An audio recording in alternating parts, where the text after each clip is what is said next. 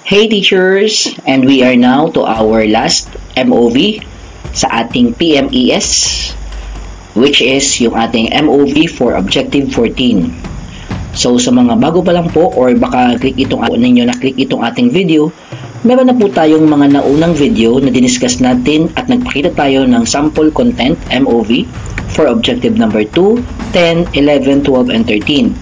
Ito po teachers ay for proficient teachers from teacher 1 to teacher 3 at mga non-classroom observation indicators. So ngayon po, buksan na natin ang Objective 14.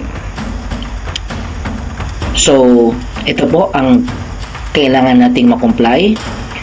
Kailangan ma-meet natin ang objective related adapted practices that uphold the dignity of teaching as a profession by exhibiting qualities such as caring, attitude, respect, and integrity.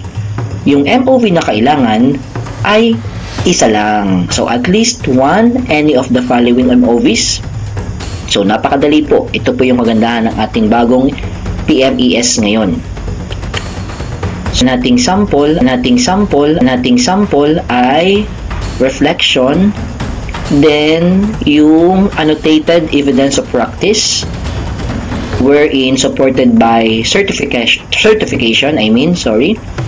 and recognition given by the school or school community about one's qualities. So, ito po ang ating MOV dyan. So, ito po muna, recognition or certification given by our community from the barangay captain.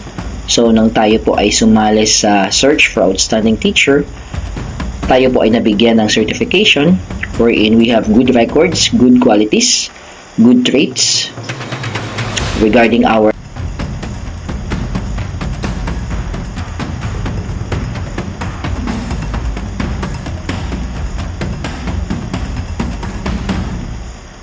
next po is yung ating another certification from our SPTA or sa ating general SPTA, wherein we are actively engaged to different activities that ensures effective and efficient production of high-quality educational resources for the benefit of the pupils, which portray our commitment in upholding the welfare of our pupils. Then dito po, nakalagay na naman dyan, i-attach nyo lang po yung inyong pictures or certificates, awards or recognitions given by the school or higher level.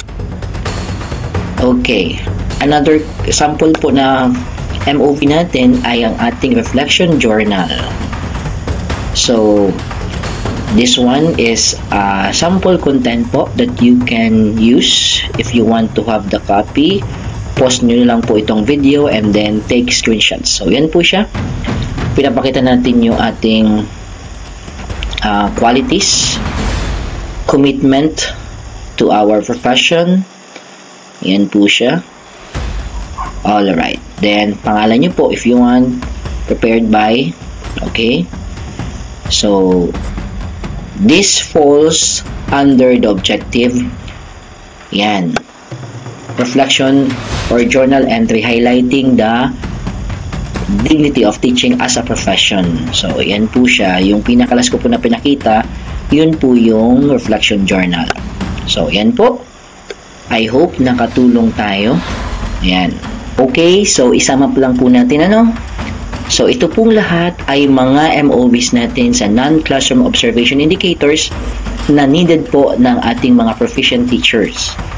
Again po, this one is hindi na kailangan pang ilagay sa mga portfolio sa PMES portfolio. For example, ito po, sample design natin sa portfolio. Hindi na po kailangan na gumamit nito. Hindi naman po kailangan na gumamit na. But if you want, pwede pa rin po kayong gumamit kung gusto nyo. But then, based from our entering guidelines, ito lang po okay na.